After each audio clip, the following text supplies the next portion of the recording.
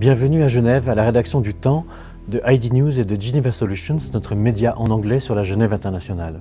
Vous le voyez, les journalistes ici travaillent pour vous décrypter l'actualité et vous raconter les grands enjeux du siècle.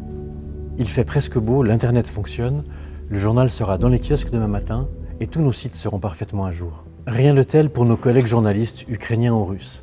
Les premiers ont vu leur ville bombardée et parfois leur maison, leur rédaction détruite. Certains ont dû se réfugier à l'étranger pour des raisons de sécurité. À ce jour, 7 journalistes ukrainiens sont morts, tués par un sniper ou par un bombardement, 11 ont été blessés et une vingtaine ont été enlevés par les forces russes.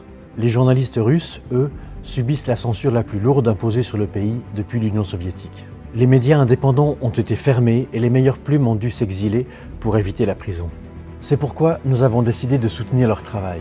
Sur son site, Geneva Solutions va publier leurs textes en ukrainien, en russe et les traduire en anglais.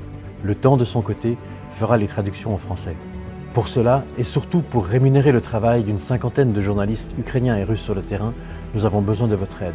C'est pourquoi nous lançons cet appel à donation sur ce site de financement participatif. Donnez ce que vous pouvez. Tout ira pour soutenir ces journalistes ukrainiens et russes qui ont perdu leur travail ou leurs médias, mais pas leur savoir-faire. L'information en temps de guerre est cruciale pour les victimes comme pour la communauté internationale.